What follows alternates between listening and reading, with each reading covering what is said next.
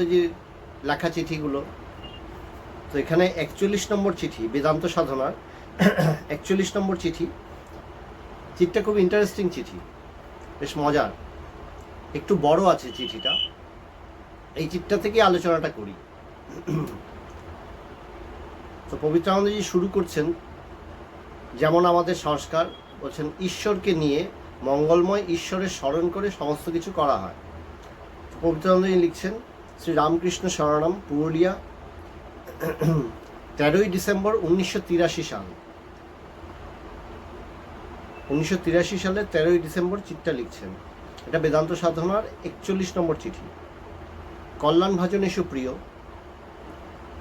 তোমার খামের পত্রের চাহিদাগুলো বিরচিত এবং ন্যায়। সত্যিই তো, বাপ কা বেটা সিপাই কা ঘোড়া কুছ নেই তো থোড়া থোড়া।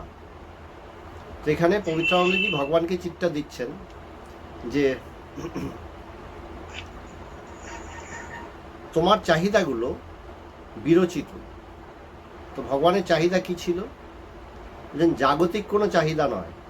কেন আগে একবার এরকম হয়েছিল, ভগবান যখন পবিত্রানন্দজির কাছে প্রথম গিয়েছিলেন, যাওয়ার কিছুদিন পরে পবিত্রানন্দজির কাছে বহু মানুষই এরকম আসতেন, যাদের হয়তো কিছু অসুবিধা আছে, কেস চলছে কোর্টে, চাকরি হচ্ছে না, কারোর বিয়ে হচ্ছে না, এই ধরনের নানা ধরনের সাংসারিক সুবিধা অসুবিধাগুলো এসে পবিত্রানন্দজিকে বলতো লোকে, তার শিষ্য ভক্তরা বলতো। তো পবিত্রানন্দজি তাদের উত্তর দিতেন। তো ভগবানকে একদিন বলছিলেন যে তুমি তুমি আমার কাছে যে আসো, তুমি আমার কাছে কি চাও? পবিত্রানন্দজি ভগবানকে জিজ্ঞেস করেছিলেন, তুমি চাকরির প্রমোশন চাও? তখন ভগবান বলেছিলেন, আমি চাকরির প্রমোশনের জন্য আপনার কাছে আসিনি। স্পষ্ট কথা ছিল তার, আমি এসেছি আত্মজ্ঞান লাভের জন্য, ঈশ্বর লাভের জন্য। অন্য আর কিছুই আমার আপনার কাছ থেকে জানবার নয়। যে চাকরির প্রমোশনই যদি দরকার হতো, তবে আমি আমার অফিসের বসের কাছে বেশি যাব, আপনার কাছে নয়। তো আপনার কাছে এসেছি ঈশ্বর লাভের জন্য। তো এটা ভগবানের কাছে একদম স্পষ্ট ছিল, বিষয়টা তিনি স্পষ্টভাবে বলতেন। তাই এই কথাটা কেন বললাম? বলছেন ভগবান চিঠিতে গুরুর কাছে কিছু দাবি করেছেন। তো পবিত্রানন্দজি উত্তরে দিচ্ছেন, তোমার চাহিদাগুলো বিরচিত এবং ন্যায্য। মানে এটার যে অধিকারী তুমি ন্যায্য, তুমি অধিকারী, তুমি পাবেই। তো চাহিদা কি?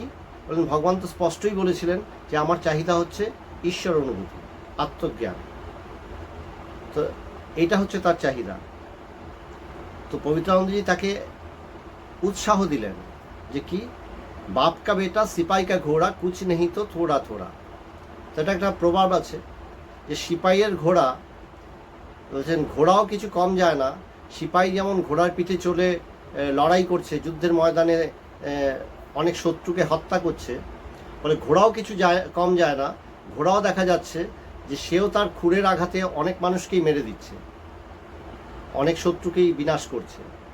তাই বলছে যে বাপ কা বেটা সিপাই কা ঘোড়া কুছ নেই তো থোড়া থোড়া। বাবার মতন কিছুটা তো হবই আমি, এটাই আমার স্বাভাবিক। তো বিষয়টা এটা যে প্রথমেই কি নির্দিষ্ট করে দেওয়া হলো, আমার মনের কাছে নির্দিষ্ট করে দেওয়া হলো আমার চাহিদাটা কি। ঈশ্বর বললেন, ঈশ্বর হচ্ছে আমার চাহিদা। গুরু তাকে বললেন, হ্যাঁ এটা তোমার ন্যায্য চাহিদা।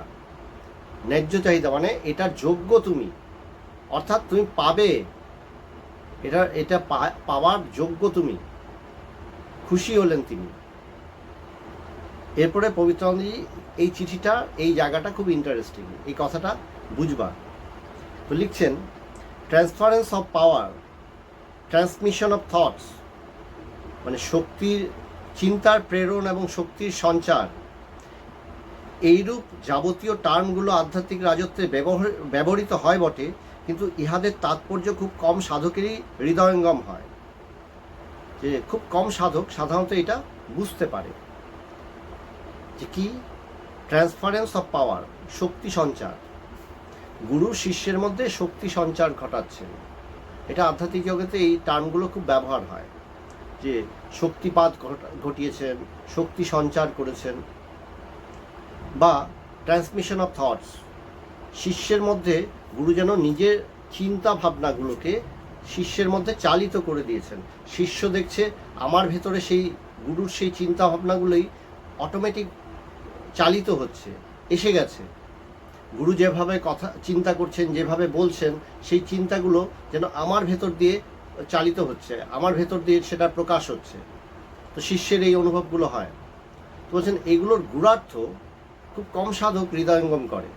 সাধারণত শিষ্যরা কিভাবে বোঝে যে গুরু আমাকে কৃপা করছেন, গুরু তার শক্তি আমার মধ্যে দিচ্ছেন। তো এই কথাটাকে খুব ইন্টারেস্টিং, এটা বুঝতে হবে। বেদান্তের, অদ্বৈত বেদান্তের খুব সার কথা। যে সাধারণ মানুষ কি বলে, যে গুরুর কাছে আসলাম, গুরু তুমি কৃপা করো। বলে কৃপা করব কিভাবে? বলে তুমি তুমি তোমার শক্তি আমাকে দাও, যে তুমি তোমার শক্তি দিয়ে আমার ভেতরটাকে পাল্টে দাও, তোমার চিন্তা ভাবনা আমার ভেতরে প্রবেশ করুক, ট্রান্সমিশন অফ থটস, এই সমস্ত চিন্তা ভাবনাগুলো আসুক। হ্যাঁ, রেডিওতে যেমন হয় যে রেডিও সেন্টারে একটা কিছু ট্রান্সমিট করা হচ্ছে, একটা প্রোগ্রাম হচ্ছে, একটা প্রোগ্রাম ট্রান্সমিট করা হলো, সেই তারপরে কি করি আমরা, সেই রেডিও সেটটাকে টিউন করে সেই প্রোগ্রামটাকে আমরা গ্রহণ করি, আমরা শুনি, আমাদের রেডিওতে তখন বাজে সেই অনুষ্ঠানটা। বলে ঠিক একইভাবে গুরু তার ভেতরে যে সত্যের চিন্তা, আধ্যাত্ম চিন্তা, ঈশ্বর অনুভব, এগুলো যেন আমার ভেতরে এখন প্রবাহিত হতে শুরু করেছে। তো শিষ্য সাধারণত এইরকমভাবে ভাবে যে গুরু কৃপায় এই জিনিসগুলো ভীষণ সহজ, এগুলো হবে, আমার ভেতরে এটা হোক। বললেন এটা গুরুর কাছে শিষ্যরা অনেক সময় চায় যে তুমি দাও আমাকে, তুমি আমার মধ্যে তোমার শক্তি সঞ্চার করে দাও, তোমার সেই আধ্যাত্ম শক্তি, তোমার সেই দিব্য, মানে এই যে দিব্য শক্তি আছে তোমার ভেতরে, সেই দিব্য শক্তি আমার ভেতরে সঞ্চারিত হোক, আমার ভেতরটা পাল্টে যাক, আমি পাল্টে যাই, আমার ভেতরে তোমার সমস্ত সৎ চিন্তা অনুপ্রবেশ, মানে প্রবেশ ঘটুক, তোমার সমস্ত সৎ চিন্তা আমার ভেতর দিয়ে প্রবাহিত হতে থাকুক। তো এইভাবে আমি শক্তিশালী হয়ে উঠবো, গুরু শক্তিতে আমি শক্তিশালী হয়ে উঠবো। এটা শিষ্যরা এরকমভাবে ভাবে। তাই পবিত্রানন্দজি লিখছেন খুব কম সাধক এটার তাৎপর্যটা বুঝতে সক্ষম হয়, সাধারণত বোঝে না, তারা নিজেদের মতন করে ধারণা করে। সাধক যখন সিদ্ধ পদবাচ্য হন তখন এই ট্রান্সফারেন্ট অ্যান্ড ট্রান্সমিশন, এই শব্দগুলো ইতিবাচক না হইয়া নেতিবাচক হইয়া পড়ে। আমরা কিভাবে গ্রহণ করছি? প্রথমে বললেন অজ্ঞানী শিষ্য যখন সে সাধক, সে সাধনা করছে, তখন সে কিভাবে চিন্তা করে যে হ্যাঁ আমি পারছি না ঈশ্বর চিন্তা সেইভাবে করতে। গুরু যদি তার চিন্তা ভাবনাগুলো আমার ভেতর দিয়ে, তিনি তো সবসময় ঈশ্বরের সাথে সংযুক্ত হয়ে আছেন, তার সেই চিন্তাগুলো যদি আমার ভেতর দিয়ে সবসময় প্রবাহিত হতে শুরু করে, তাহলে আমার মধ্যেও ঈশ্বর চিন্তা ক্রমাগত থাকবে। নয়তো ঈশ্বর চিন্তা আমি করতে পারছি না, এই সংসার বারবার আমাকে আকর্ষিত করছে, সংসার আমাকে প্রলোভিত করছে, সংসারের থেকে আমি বেরোতেই পারছি না। তাই গুরুর কাছে প্রার্থনা করছে শিষ্য যে তুমি তোমার চিন্তাগুলো ট্রান্সমিট করো, আমার ভেতর দিয়ে পরিচালিত করো, শক্তি সঞ্চার করো, আমি যেন পারি, আমি যেন দৃঢ়ভাবে পারি, সাধনা করতে পারি। তো সাধারণ সাধক এইভাবে চিন্তা করে, এইভাবে ভাবে, তাদের কাছে জিনিসটা এইভাবেই তারা গ্রহণ করে থাকে। এখানে পবিত্রানন্দজি বলছেন যখন সিদ্ধ পদবাচ্য হয়, মানে যার সিদ্ধি লাভ হলো, তার আধ্যাত্মিক অনুভূতি হলো, তখন তার কাছে এই অর্থগুলো ইতিবাচক না হয়ে এবার নেতিবাচক হয়ে যায়। এই transference of thought, transmission of thought, transference of power, এগুলো সব ইতিবাচক না হয়ে নেতিবাচক প্রতিবাদ হয়। অর্থাৎ কি নেতিবাচক কিভাবে? বলছেন তখন সেই সিদ্ধ, যিনি সিদ্ধ হয়েছেন, যার আধ্যাত্মিক অনুভব হয়েছে, তিনি তখন স্পষ্টতই বোঝেন যে যে বিপরীত, আমাতে যে বিপরীত অধ্যাস হয়েছে, তাহার এলিমিনেশন তখন একদিক দিয়ে ট্রান্সমিশনের রূপ নেয়। যে আমার মধ্যে বিপরীত অধ্যাস হয়েছে, স্বরূপত আমি সেই ব্রহ্ম, আত্মা, পরমাত্মা। আমার মধ্যে অধ্যাস হয়েছে যে আমি জীব, এই দেহধারী মন সম্বলিত, বুদ্ধি সম্বলিত আমি এক জীব, আমার অনেক কর্ম আছে, কর্তব্য আছে, আমার সংসার আছে, নানান কিছু। এই অধ্যাসটা হয়েছে। অধ্যাস কি? অধ্যাস হচ্ছে একটা রশ্মি পড়ে আছে, সেই রশ্মিটাকে অন্ধকারে আমি সাপ দেখলাম। আমি বললাম ওখানে সাপ সাপ সাপ। তো যে জানে সে বলল, আরে সাপ সাপ দেখেছো ওখানে, আসো আসো তোমাকে দেখাচ্ছি, ওখানে সাপ নেই। আমি ভয় চিৎকার করছি, না না সাপ দেখেছি। আরে সাপটা ফসফস করছিল, নড়ছিল, ফনা তুলছিল, বলে আসো তোমায় দেখাচ্ছি। সে আলো নিয়ে গিয়ে দেখালো, গিয়ে দেখছি ওখানে একটা রশি পড়ে আছে। অন্ধকারে সেই রশিটাকেই আমি সাপ বলেছি। তো সাপটা কোথা থেকে আসলো? বলে আমার অজ্ঞানজনিত অধ্যাস আরোপিত হয়েছে, ইম্পোজড। ঠিক তেমনি আমি জীব, বলছেন আমি সেই স্বরূপত সেই পরমাত্মা, আমার উপরেই আমি অজ্ঞান দ্বারা আরোপ করেছি যে আমি জীব, দেহধারী জীব। আমি মন বুদ্ধি চিত্ত অহংকার সমস্ত কিছু নিয়ে দেহ ধারণ করেছি, আমি দেহধারী জীব হয়েছি, আমারই এই সংসার, আমারই এই কল্পনা। বলে এই অধ্যাস, বিপরীত অধ্যাস। এই বিপরীত অধ্যাসটা বলছেন তার এলিমিনেশন, গুরু শক্তি কি করছে? তার এলিমিনেশন ঘটাচ্ছে। অর্থাৎ কি? যে গুরুর শক্তি বা তার যে ট্রান্সমিশন অফ থটস বা ট্রান্সফারেন্স অফ পাওয়ার, এটা কি হচ্ছে? বলেন এলিমিনেশন ঘটাচ্ছে। এই বিপরীত অধ্যাসে এলিমিনেশন ঘটাচ্ছে, আমাকে আমার স্বরূপে স্থির করছে। তাই বলছে এটা ইতিবাচক না হয়, এটা নেতিবাচক বলে প্রতিভাত হয়। অর্থাৎ জ্বালা প্রদীপ হতেই প্রদীপ জ্বলে, নেভানো প্রদীপের সামর্থ্য নেই যে শিষ্য বা শিষ্যার হৃদয় প্রদীপ জ্বালাবার। বলেন যে প্রদীপ জ্বলছে সেখানেই সেই শক্তি আছে, পুঞ্জীভূত তেজ আছে, যে তেজরাশি ট্রান্সফার হলে নেভানো প্রদীপও জ্বলে যাবে। নেভানো প্রদীপ যে প্রদীপটা জ্বলছে সেই প্রদীপের সামনে যখন আসে, নেভানো প্রদীপটা যখন সেই জ্বলন্ত প্রদীপের সামনে আসে, তখন কি হয়? ট্রান্সমিশন অফ হিট হয়, তাপের প্রবাহ হয়। তাপের প্রবাহের ফলে সেটাতেও আগুন জ্বলে যায়। ঠিক তেমনি বলছেন যে আমার মধ্যেও কি হবে? বলেন আমি অজ্ঞানী শিষ্য, গুরুর সান্নিধ্যে গেলাম। গুরু সান্নিধ্যে গিয়ে গুরু আমাকে বেদান্ত শোনাচ্ছেন, ঈশ্বরীয় কথা শোনাচ্ছেন। তার কথা শুনতে শুনতে কি আমার যাবতীয় যে অজ্ঞান রাশি আছে, সেই যাবতীয় অজ্ঞান রাশি ভেঙে ছারকার হচ্ছে, তছনছ হচ্ছে। বলেন এক সময় কি হয়? সম্পূর্ণ আবরণ সরে গেল, বলে মেঘ সরে গেল, সূর্য উন্মোচিত হলো। সেই অন্তর সূর্য তখন উন্মোচিত হয়, অন্তর সত্য সেই উন্মোচিত হয়, তখনই সেই আত্মজ্ঞান লাভ হয়। এটাকেই যুক্তির দ্বারা পবিত্রানন্দজি কি সুন্দরভাবে বোঝাচ্ছেন। দেখো, এটা ভাববার আছে এই চিঠিটা। বলে আলো বা জ্ঞান বা চিত, আলো জ্ঞান বা চিত বা চেতনা, কনসাসনেস, বলছেন যদি ধার করা বস্তু হতো, তাহা নিশ্চয়ই কোনো গুণ বা বস্তু বা দ্বৈতাত্মক কিছু হতো, যাহা গুরু ইচ্ছা মতন তার স্বরূপ হইতে টানিয়া আনিয়া শিষ্যে সংক্রামিত করিতে পারিতেন। কি বলছেন? যদি এটা গুরু কোনো ধার করে কোথাও থেকে, মানে গুরু তার গুরুর থেকে পেয়েছেন, প্রাপ্ত হয়েছেন, তো সেটা যদি ধার করা বস্তু হতো, সেই ধার করা বস্তুটা তিনি তার ভেতর থেকে টেনে এনে শিষ্যের মধ্যে সংক্রমিত করলেন, তিনি শিষ্যকে দিয়ে দিলেন, এবং তিনি নিজে নিঃস্ব হলেন। ওটা দিয়ে তিনি নিঃস্ব হলেন। এটা কি সেরকম কোনো বস্তু? বলছেন তাহলে তো গুরু হইতে বিচ্ছিন্ন অংশরূপে বাহির হইয়া শিষ্যের আত্মার সঙ্গে তবে যুক্ত হইতে পারিত। এই যে ট্রান্সমিশনটা কি হচ্ছে, বা ট্রান্সপারেন্সটা কি হচ্ছে? গুরু নিজের শক্তিটা শিষ্যের মধ্যে দিয়ে দিচ্ছেন, তো গুরু তো রিক্ত হচ্ছেন, সেই শক্তিটা তো চলে যাচ্ছে। বলে এটা কি এমনটাই বস্তু? একটা ঘরে একটা মশাল জ্বলছে বা হেরিকেন জ্বলছে, পাশের ঘরটা অন্ধকার, তো এই ঘরে মশাল হেরিকেনটা আছে, হেরিকেনটাকে পাশের ঘরে নিয়ে যাওয়া হলো, তখন কি হবে? এই ঘরটা অন্ধকার হয়ে যাবে, পাশের ঘরটা আলোকিত হবে। তো এটা যদি এই ধরনের কোনো বস্তু হয়, জ্ঞান যদি এই ধরনের কোনো বস্তু হয়, চেতনা বা চিৎ পদার্থ যদি এই ধরনের কোনো বস্তু হয়, তবে এক জায়গা হতে আরেক জায়গায় যেই স্থানান্তর হবে তখন আগের জায়গাটা রিক্ত হবে। তো গুরু শিষ্যের মধ্যে শক্তির সঞ্চার করলেন, চিন্তার প্রবাহ ঘটালেন, দুটো একই কথা।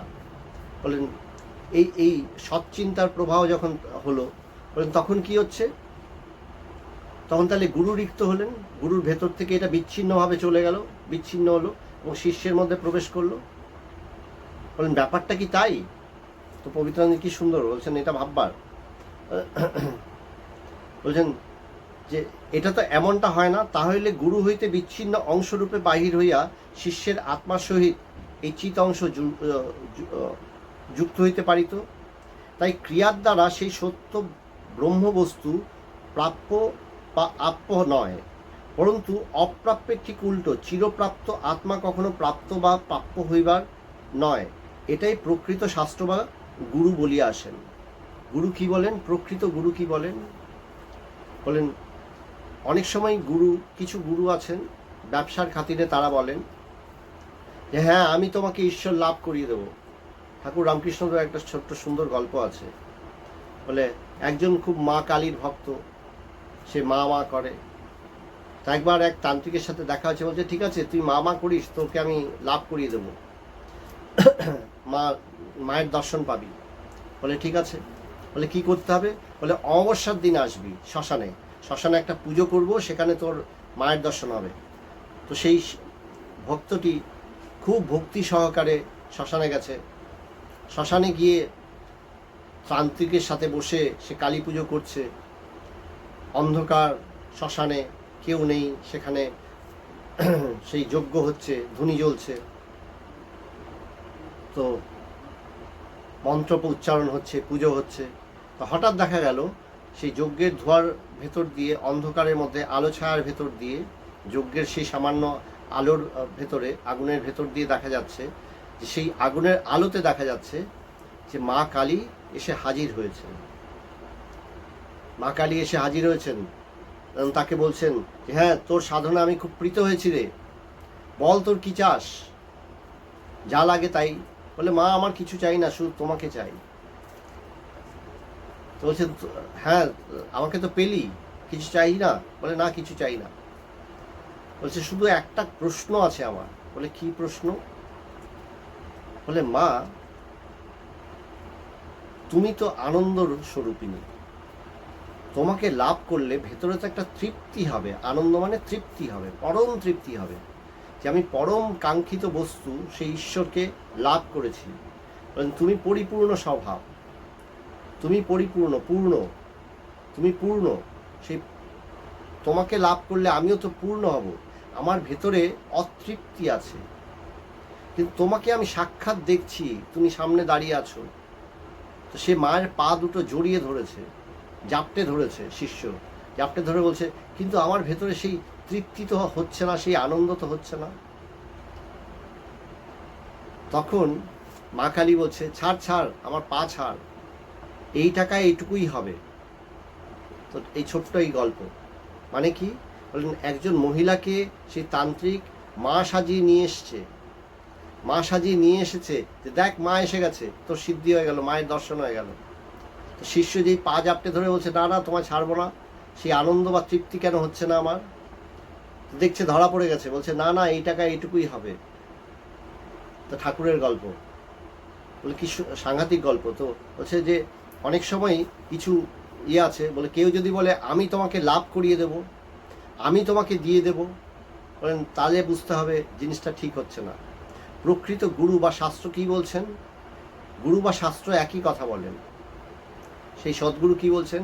যে আত্মা বা এই সৎ বস্তু কোনো প্রাপ্য বস্তু নয় যে তুমি লাভ করবে, এমনটা নয়। এটা কি বলেন? তুমি ওটাই, তোমার ওপরে যে আবরণটা আছে, অজ্ঞান আবরণ আছে, সেই অজ্ঞান আবরণের অপসারণটাই হচ্ছে কাজ। গুরু কি করেন? ভগবান মাঝে মধ্যে বলতেন আমি হচ্ছি এক সুইপার, যে আমি সুইপার, তোদের সমস্ত ময়লা আবর্জনা আমি পরিষ্কার করি, আমি তোদের ময়লা আবর্জনা পরম ভালোবাসার সাথে পরিষ্কার করি, তোদের স্বচ্ছ করি। এইটুকুই আমার কাজ, গুরুর কাজ ওইটুকুই। গুরু শুধু শিষ্যের আবরণটা সরিয়ে দেন, সে তো সত্যই, তার ভেতরে তো সেই সত্য সূর্যই প্রকাশিত, প্রত্যেকের ভেতরে সেই সত্য সূর্যই প্রকাশিত, প্রত্যেকেই সেই স্বরূপত সেই পরমাত্মাই। শুধু কি অজ্ঞান আবরণ ধারণ করে বিপরীত অধ্যাসের ফলে আমি নিজেকে জীব রূপে জানি। জীব চৈতন্যই আমার ভেতরে মন বুদ্ধি রূপে প্রকাশিত, মন বুদ্ধি অহংকার রূপে প্রকাশিত। বলেন জীব চৈতন্যের নাশ। বলেন গুরু কি করেন? বলেন গুরু কৃপা কোনটা? গুরু এই জীব চৈতন্যের নাশ ঘটান। কিভাবে? বলেন তার চিন্তা ভাবনা, তার এই বেদান্ত বাক্যের এমন তেজ থাকে যে সেটা যেন ধুয়ে সেই ময়লাটা আবর্জনাটা সরে যাচ্ছে। তাই বলছে বেদান্ত শ্রবণ করতে থাকো, শুনতে থাকো। বেদান্ত শ্রবণটা হচ্ছে খুব ইম্পর্টেন্ট। শুনতে শুনতে কি হয়? বললেন আস্তে আস্তে সমস্ত ময়লা আবর্জনা নাশ হচ্ছে, সরে যাচ্ছে। বললেন এটা হয়। সে কি সুন্দর কথা দেখো। বলছেন প্রকৃত গুরু এবং শাস্ত্র এই কথাই বলেন যে আত্মা কখনো প্রাপ্য হইবার নয়, ওটা তো আমি হয়েই আছি, আলাদা করে পাওয়ার কিছু নেই।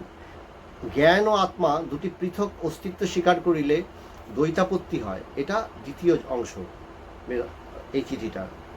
জ্ঞান ও আত্মার দুটি পৃথক অস্তিত্ব স্বীকার করিলে দ্বৈতাপত্তি হয় এবং সৃষ্টি অহরহ করিতেছি বলিয়া দিবাস্বপ্ন দেখিতেছি, অর্থাৎ জাগরণেও এক প্রকার স্বপ্ন।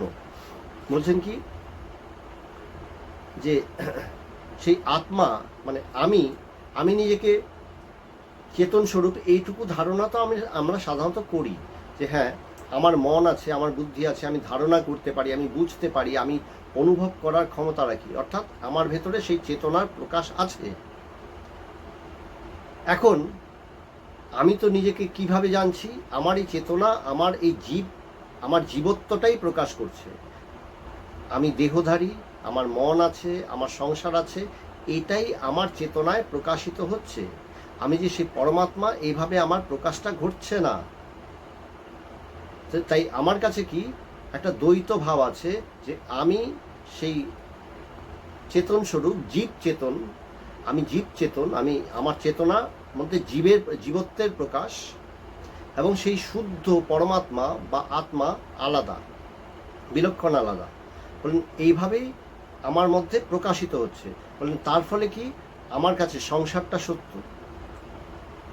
এই প্রত্যেকটা জিনিস সত্য।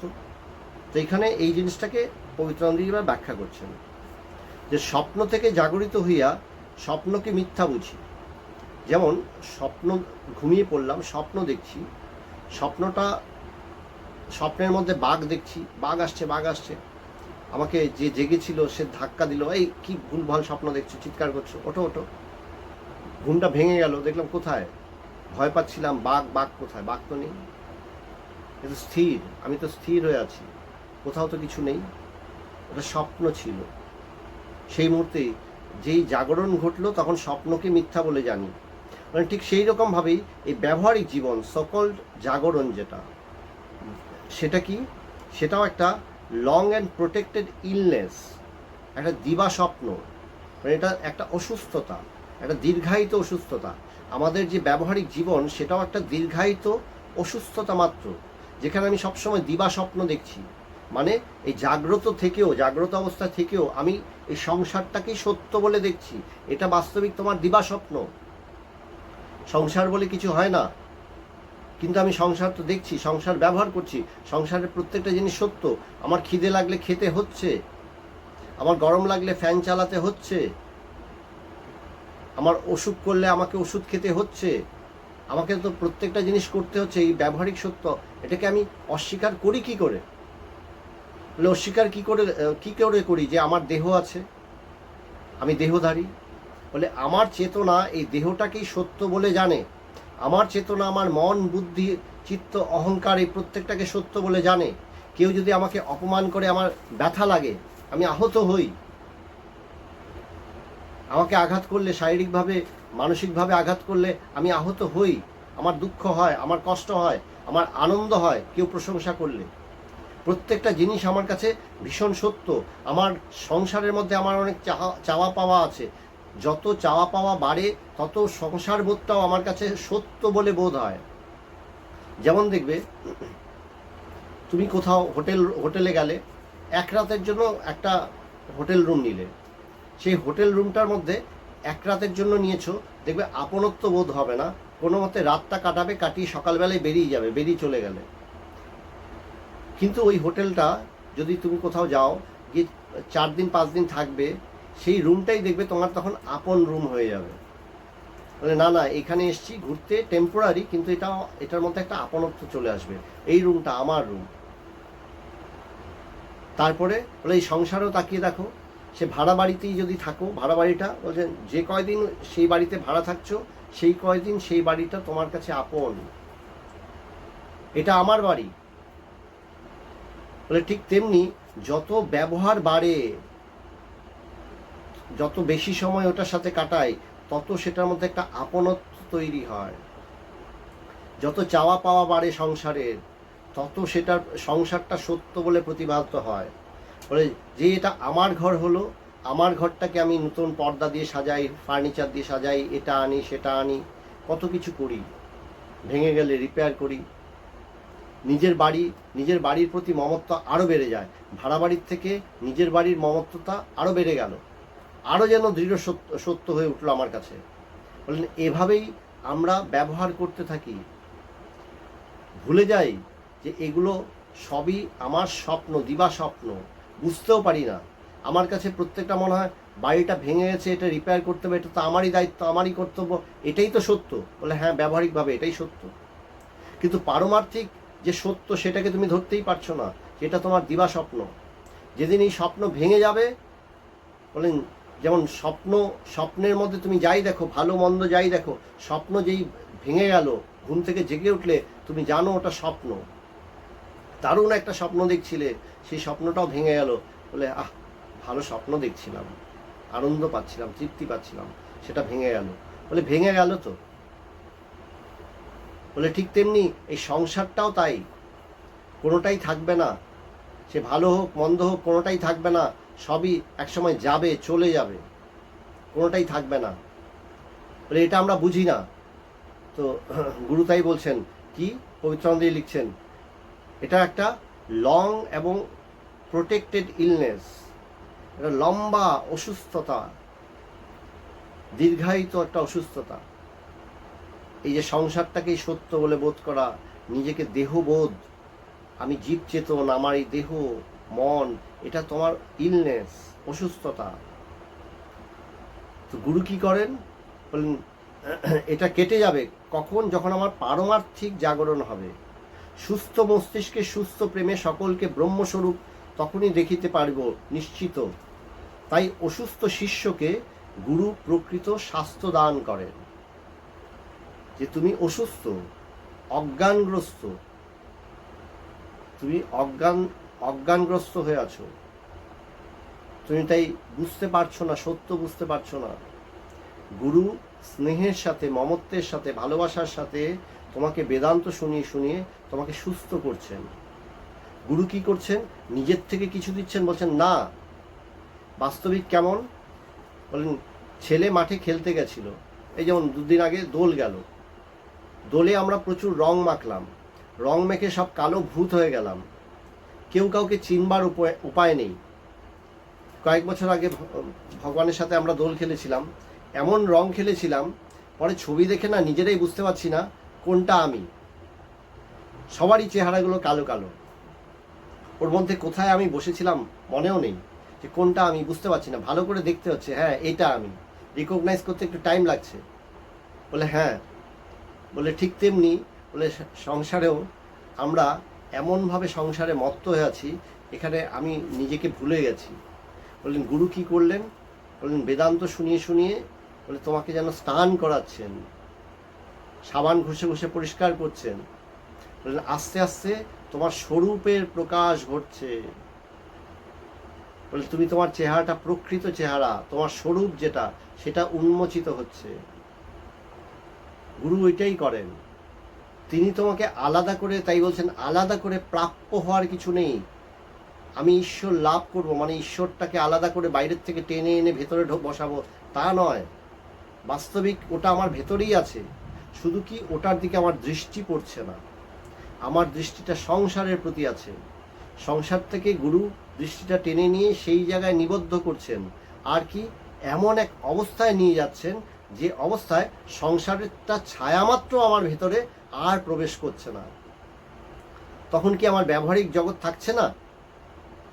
বলে থাকছে কি থাকছে না সেটা তো অবান্তর। বলে অভ্যাস অনুসারে যতকাল দেহ আছে ততকাল সংসার ব্যবহারও আছে। কেমন বলেন, যেমন বলছেন বাচ্চাটা যখন পুতুল খেলে, ভগবান এইভাবে বলতেন কথাটা, একটা বাচ্চা, ছোট বাচ্চা, সে পুতুল খেলছে, পুতুল খেলাটা তার কাছে ভীষণ সিরিয়াস। বাচ্চাটা বড় হয়ে গেছে, সে পুতুল খেলাটা তার বোনকে দিয়ে দিয়েছে, তার পুতুলগুলো বোনকে দিয়ে দিয়েছে। ছোট্ট বোনটা এবার পুতুল খেলে, এই বাচ্চাটা বড় হয়ে গেছে। তো ছোট বোনটা একদিন দিদিকে ডাকছে, দিদি আয় না পুতুল খেলবো।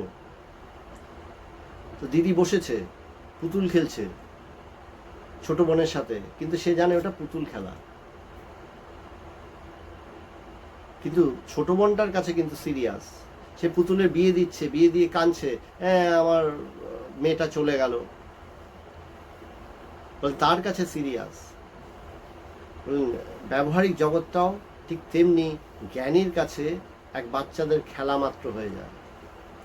এই বিরাট সংসারে তিনি শুধু আপন মনে খেলে বেড়াচ্ছেন, তখন তিনি শুধু খেলে বেড়ান, তার আর কিছু করার নেই।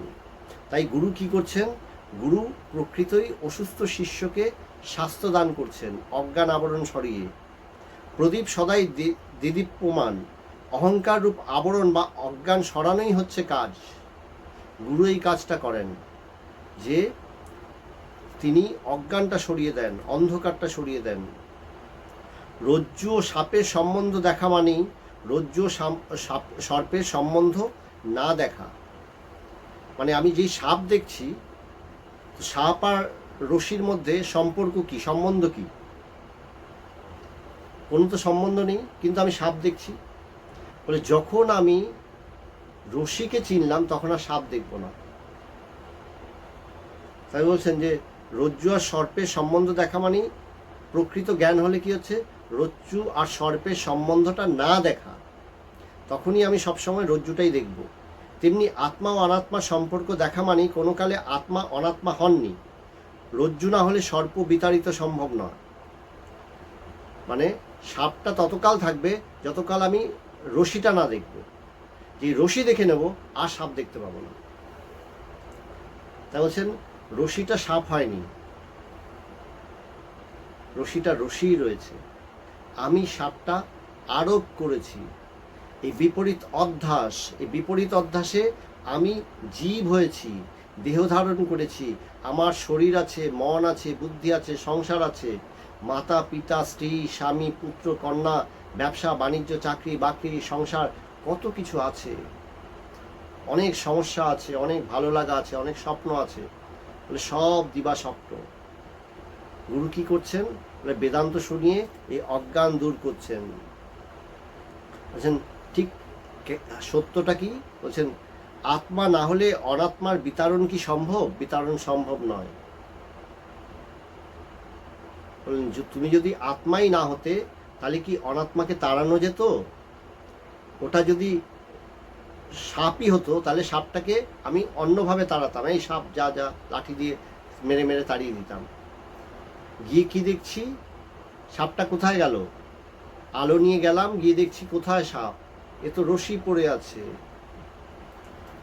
বলে ঠিক তাই, গুরু যখন সেই আলোটা জ্বালিয়ে দেন, অন্তর্জ্যোতি জ্বালিয়ে দেন, তখন কি দেখি যে তাই তো আমি সেই আত্মা, সে জ্ঞান, আমি আমার যে চেতনা এতক্ষণ জীব আমার দেহ মন কে প্রকাশ করছিল, যার ফলে আমি জীব হয়েছিলাম, সেই জীবই এবার আত্মা হয়ে যায়, আমি এবার ধারণা করি। তাই তো সেই একই আলোতে এবার আমি নিজেকে ধারণা করছি আমি তো সেই পরমাত্মা। এটাই জ্ঞান। তারপরে পবিত্রানন্দজি শেষ করছেন, লেগে থাকো, অনওয়ার্ড অনওয়ার্ড ব্রেভো, সাহসের সাথে অগ্রসর হও, ভালো থাকো। এই চিত্রটা শেষ করছেন, কি সুন্দর দেখো। বলছেন কি, লেগে থাকো, ভাবো, ভাবতে থাকো, বেদান্ত চর্চা চলতে থাকুক। বেদান্ত চর্চা করতে করতেই দেখবে ঝপ করে একদিন অজ্ঞানটা অপসারণ হয়ে গেছে। গুরু শুধু এইটুকুই করেন।